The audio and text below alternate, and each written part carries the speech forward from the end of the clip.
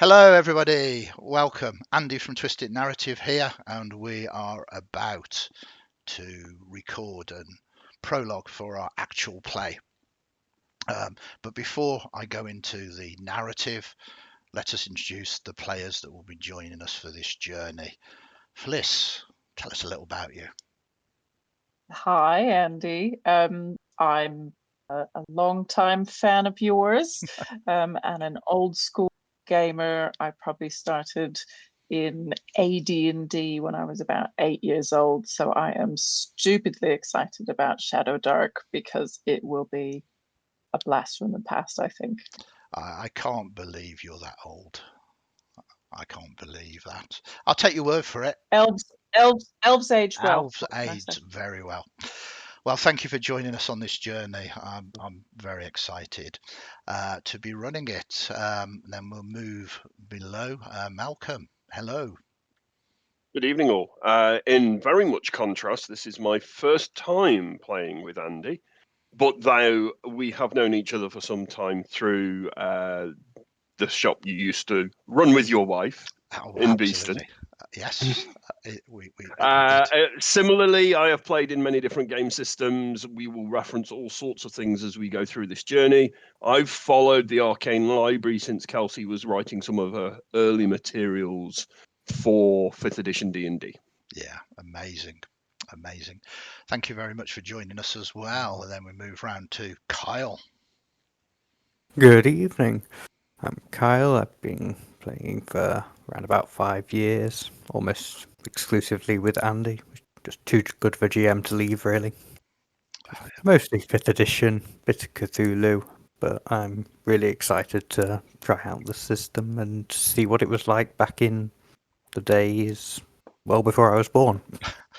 Well, I mean, not only you put loads of pressure and anxiety on me saying how good I am, you've also made me And now feel I feel really like a old. grandmother. Yes. Yeah, Thank you yeah. very much, Kyle. Appreciate those words very much. How many hit points has your character got? I will find out in a minute. Brian, welcome. Hi, I'm Brian. Been role playing for about 20 years through many different systems with a long focus on narrative and text based games online, old World of Darkness, Lord of the Rings games, relatively recent to D&D. Missed out on that whole first, second edition thing. Came in at 3.5 for a little bit. So I'm interested in the Shadowdark to see, get that older feel of game where, you ended up going through 6 or 7 characters in, 6 or 7 sessions because everyone has 2 hit points. So we'll see what happens. Let's see what happens. It is old school gaming, but with new school mechanics, and I'm very excited. Whilst I've been GMing for a very long time, I very much felt out of time. I feel now very much the way that games are being run are fantastic. I love narrative sort of games, so I'm seeing if we can actually do this old school gaming with new school mechanics. So without further ado, we're going to start telling some Shadowdark tales from the smoke. So, the smoke, seen by outsiders as the jewel of Europa, a shining example of civilization. The realities are somewhat different. The city is vast, and within this vastness there are countless dichotomies, deep divides and contrasts. The splendour, where fortunes are spent in a heartbeat, and the squalor, where heartbeats are silenced for less than a bite of bread. The Bacchanalia, a district of music halls, theatres and lodges, where those fortunate enough to afford tickets can lose themselves for a few hours. And Sorrow House, the asylum, where the truly lost are condemned.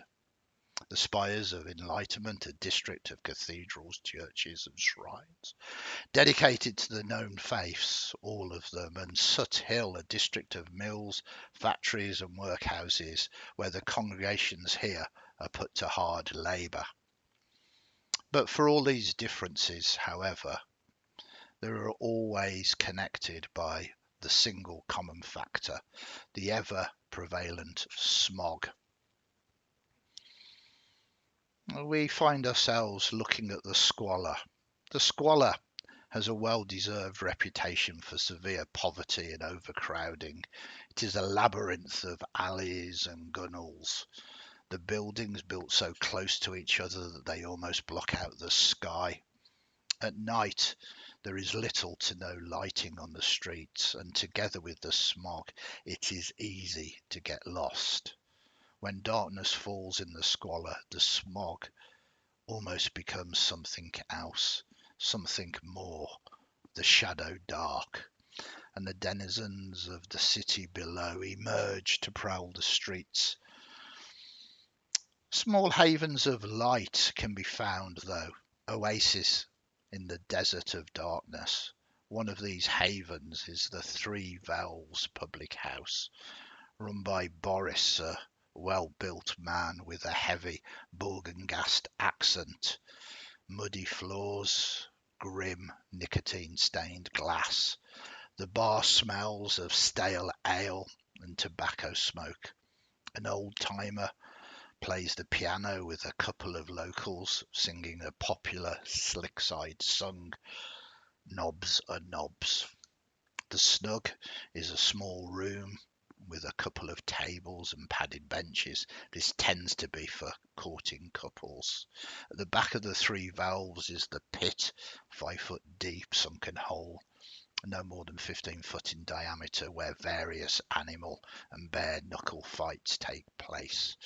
You can see gambling, stolen goods being offered for sale, and a number of seamstresses plying their trade here, although all partially hidden by the heavy nicotine cloud. There are also a number of private back rooms, and this is where we find our protagonists waiting in a dingy chamber for the dough to arrive. I mean, if this was a movie and the camera begins to zoom in and focus on you all, what would it see? We'll start off with you, Fliss. So, in this back room, there's a very slight, very petite elven person with short cropped kind of red hair and a real classic Victorian gutter snipe kind of tattered short trousers and a waistcoat, kind of dirty white off-white blouse, and bit of soot, dirt kind of smudged around her face, looking a little bit uncomfortable, and probably sitting next to another elf, because you can see that she's an elf, maybe just complaining a little bit about the amount of time that they've been waiting. And this elf, does it have a name? You might hear somebody refer to her as Ellie. I Ellie. get the sense that that's not her proper name. Well, That's certainly how she's known around here.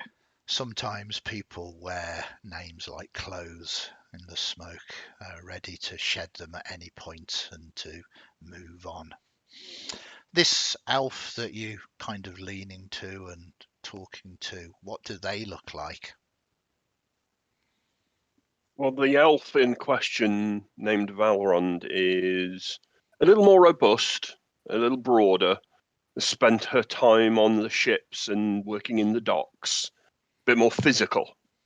Not big by even human standards, but more so than many elves. Holds herself with a quiet calm, bit more of a patient nature, perhaps. Is a devotee of the god Gede, the neutral nature type of servitude, here to support life living in the shadows. Perfect. As you look across the table, do you recognise either of the other two? I am not personally familiar with them. They may have been and crossed paths on my ship, but not to any level of familiarity. But I believe there's perhaps furtive looks between two of the individuals, Ellie and, well, the person. What do you look like across the table?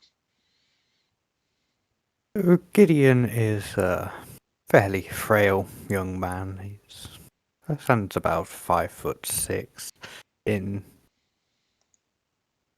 frayed but warm clothes. He's currently passing a deck of cards between his hands. Keeps trying to do various tricks and pull cards up his sleeve, but it's quite easy at a glance to see that he's doing it. Yeah. I mean, the camera has picked up on sort of glances being exchanged between you and Ellie. Is the camera deceived? Is it lying, or do you actually know each other? We may have crossed paths when we were bunking together. Bunking together. Interesting. This is not something that is apparent, though, to the others around the table by the sound of it. I would guess that Gideon may have been the contact that was originally made with the dough, and possibly I heard about this through said bunking, Mhm. and maybe convinced Val to come with me. Opportunities. We have one final face, and the camera sort of spins round to you. What does the camera see? Standing, not at the table, in one of the corners of the more towards one of the corners of the room, there's a human man, sort of a little bit taller than average, probably the tallest amongst the group. Um, Looks like he may have been a laborer at some point, or possibly still. He's got a fairly well, well-built torso, but that visual is enhanced by the fairly sturdy leather armor he's wearing, and he's currently leaning on a spear like one might lean on a walking stick while waiting for the rat run. He's got a shield, sort of a long teardrop shaped shield slung over his back, slathered in red paint, and he's got a red scarf around his neck, the sort of thing like one would pull up over their face to keep out the dust and the smog and other foul smells. Oh, He well, looks not entirely uncomfortable, but he doesn't seem to like the area too much. the Maybe he doesn't come area. down this very often. Yeah, the area is indeed very impoverished, and it is night now, and you are very aware that the Three Vowels is a haven of safety. It is lit, and it has, well, there is safety in numbers. A curious time to meet. You're wondering whether any more like you have heard word of this opportunity. But before you can really even question or query that, the door opens, and sort of backlit from the light from the main bar is quite obviously a dwarf, immaculately dressed in a black suit, a bowler hat, and an umbrella that is now folded down. His beard is groomed, long but groomed, almost copperish wire colour. He has glasses on as well that seem to be partial glasses and partial goggles, somewhat thicker than normal, although you don't think that they are particularly for his lack of sight. As he kind of lifts them up, he brings out a handkerchief and kind of wipes his face somewhat, bits of soot from the smog still clinging to him. shakes himself down and smiles. Ah, excellent. Just the 4. I was expecting more. But the streets are dangerous this night. I guess you are the ones that have survived. He kind of gives you a smile, showing a gold tooth. I'm John Doe, and I have a job for you. And that is where we will leave it to next session. Thank you very much. I know it's been very short, but it is a prologue, a teaser. And we will find out what your job is in 2 weeks' time. I can hardly wait for us to actually get rolling some dice in the game itself. Thank you very much, everybody, for taking part. I will see you in 2 weeks, if not before, as we find out what this John Doe wants you to do. Thank you for watching. Thank you, everybody. Take care. We will catch you all very soon.